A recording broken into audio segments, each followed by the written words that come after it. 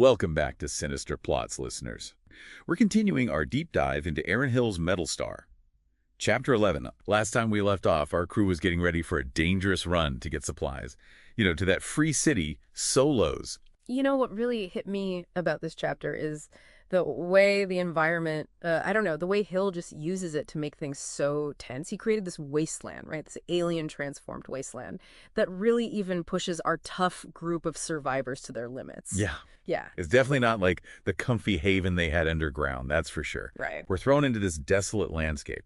And the Luminarium notes, if you're following along, they tell us it's because of what those alien plants did.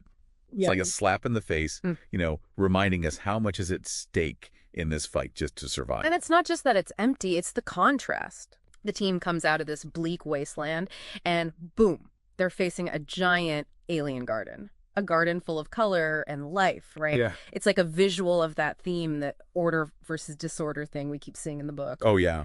Hill describes it as a Baroque fantasia of killer plants. Argon-producing foliage, whipping vines, acid-spewing roots. It's beautiful, but in a scary alien way. Yeah, yeah. And it makes you ask, why risk going through it at all? I mean, time is ticking with EDO getting worse. There has to be a safer way around, right? Well, the Luminarium notes point out how urgent their mission is. Yeah. They need those supplies from Solos. Bad. Yeah. Plus, going around this monster garden could take even longer, and who knows what other dangers are out there. It's a classic pick-your-poison situation. Right, right. Yeah. And Hill uses this to really dig into the characters, how their strengths and weaknesses come out under pressure. You see John's leadership when he decides to go through the garden. His quick thinking saves them from those corrosive roots. But then, IDEO starts coughing. Ugh, it's like a trigger. Oh, yeah. It sets off the garden's defenses and everything goes haywire. It's like the garden's alive, like it's reacting to them being there. Yeah. They try to escape, and it's just this crazy blur of action. They're hacking and slashing their way through all these aggressive plants, and the argon poisoning is starting to get to them. It's every man for himself, except for Roger, that is. He decides to stay back and gather the supplies while everyone else is running for their lives. It says a lot about him. Yeah. It's selfless. It shows how much he cares about the group surviving, And it makes you wonder, is he just following his programming, or is there something more to Roger's actions? It's a good question. It is, and it's a question that sticks with us even when John wakes up to find Roger giving IDEO CPR. She's in bad shape. And we learn about Roger's special ability to oxygenate others. It's another little tidbit from the Luminarium notes that makes it clear he's not just some robot. Right.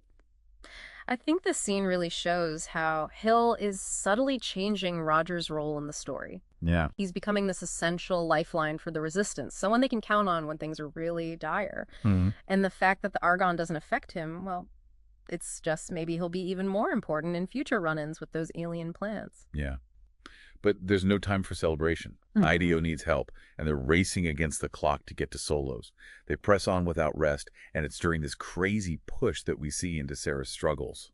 She's a clone, remember, and she's dealing with memories that aren't hers. Right. It's heavy stuff. And that question she asks, whose stories are they?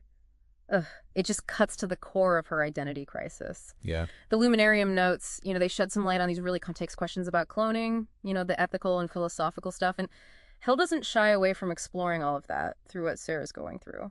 And it's amazing, with all this chaos and despair, Hill still manages to weave in these little moments of humor and humanity, like when John tells that story about his past, when he disobeyed orders to save his men, but ended up getting relieved of duty. It's like a sad reminder, that even the most heroic things can have consequences you don't expect. Yeah, it's a great example of how Hill makes his characters so complex. John, he's this brave, decisive leader, but he's also haunted by his past. It makes him more relatable, more human. And then you've got Rensa and Dade and their push-up bed. It's this quick little moment of fun rivalry before, wait, you know what happens next. Oh, that cliffhanger. A crossbow bolt out of nowhere. A chilling voice from behind. Talk about leaving us wanting more. It's the perfect setup for the next chapter. We can't wait to dig into all the theories and speculation about this surprise attack. But first, we're going to take a closer look at Solos and all those juicy details from the Luminarium notes. Yeah, that cliffhanger, wow, it leaves us with so many questions. I know, right? Is it another group of survivors out there? Or, I don't know, maybe some faction from Solos? Or could it be something even creepier? The possibilities are endless. But before we get too lost in all that speculation, let's step back for a second. What about some of the other interesting stuff in Chapter 11? That encounter with the alien garden was definitely intense, but there were other things that grabbed my attention too. Yeah, for sure. One thing that really got me thinking was how Hill uses solos. That free city, it's like a mini version of the whole post-apocalyptic world. The Luminarium notes describe it as this lawless melting pot, pirates, bounty hunters, gamblers, a place where survival often has a price. Wow, it sounds chaotic and dangerous, not like the structured life the team has built in their haven. What do you think Hill's trying to do by adding this whole societal complexity thing? Well, I think it shows that even with these aliens threatening everything, human nature hasn't really changed. There's still greed, desperation, the fight for power. Even when the world's falling apart, Solos, it's like the embodiment of that struggle. And it's not just about the bad parts of human nature, right? Yeah. The Luminarium notes mention the red fin. It's a small thing, but it suggests that even in this crazy, dangerous world, there are still bits of humanity, of connection. Absolutely. And it makes Ideo's connection to Solos even more meaningful. It's not just some random stop for supplies for her. It's home. It's where she has roots, even if those roots are now tangled up with pain and loss. The mission becomes way more personal for her because of that connection. Speaking of Ideo, the chapter reveals some interesting things about her past. We find out she's in exile, estranged from her family. I'm curious what you think about how this backstory shapes her character and her motivations. I think her being exiled is a huge part of who she is. It points to a sense of loss, of longing, wanting something she can't have.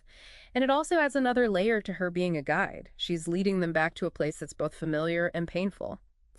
It's a journey loaded with emotional baggage, and it makes you wonder, will she try to reconnect with her family while they're in Solos? And those barter coins they use in Solos, remember? The Luminarium notes say they're made from pig iron. That really struck me. What do you make of that? It's like a crude, unrefined kind of iron, straight from the blast furnace. It suggests that the tech in Solos is more basic than you might expect in a futuristic setting. Maybe it even hints that things have regressed in a way, like they lost more advanced tech because of the alien invasion. It's a big contrast to those advanced alien weapons Sarah's using now. Speaking of Sarah, her transformation this chapter really stood out. She goes from being somewhat passive to this symbol of empowerment. Oh, absolutely. It ties back to that whole question of identity she's wrestling with. By using this alien weapon, she's not just fighting back against the invaders, she's forging a new path, one that's separate from the memories and experiences of the original Sarah. And in the middle of all this philosophical exploration, Hill still throws in these little bits of humor. It keeps things real. Hill's great at leaving us with more questions than answers, but I think that's part of what makes his writing so captivating. He gives us just enough to spark our curiosity and leave us wanting more. And speaking of wanting more, let's get back to that cliffhanger ending. We've got this mysterious voice, a crossbow bolt, and a ton of speculation brewing. That crossbow bolt came out of nowhere. And that voice, so creepy. Our heroes are definitely in trouble. Yeah, it's a classic Hill cliffhanger. Keeps you guessing. But before we get too caught up in that last scene, I think we should go back to something important from this chapter, something we haven't really dug into yet. The alien plants themselves. Oh, you're right. We talked about the immediate danger of the garden, but the Luminarium notes hint that there's more to it than just a physical threat. Exactly. Hill uses these gardens to explore these big ideas about nature, evolution, even what it means to be alive. Remember that analogy from the notes about the apple tree? It's not just about making apples, it's about making more apple trees. Right, it's about making sure its own kind keeps going. Exactly. And that's what these alien plants are doing here on Earth. They're not just conquering, they're changing the planet to fit them, even if it means wiping out everything else. It's kind of scary when you think about it. The garden is like a symbol of this unstoppable force, this alien order taking over Earth's natural chaos. And yet, even in that chaos, there's room for adaptation. Look at Adio. She figured out how to use the alien plants, how to get chemicals from them to make those impact gel explosives.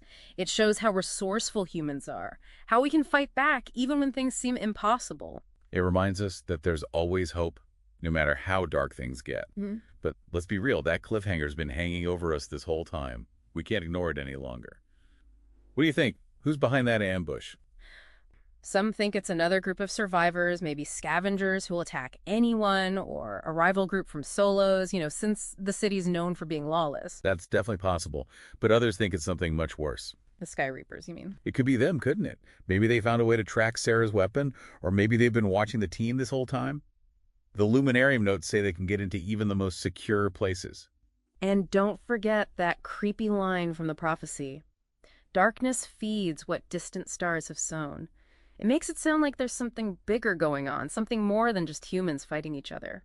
This whole chapter has this feeling of dread, like something really terrible is about to happen. And that's what makes this cliffhanger so good. It leaves us with more questions than answers. We're left wondering what could happen. That's what a good story does. It makes you use your imagination. It makes you want to keep reading to find out what happens next. Well, on that note, we've reached the end of another Metalstar Deep Dive. Huh. The conversation doesn't have to end here. We want to hear from you. What are your thoughts on the prophecy?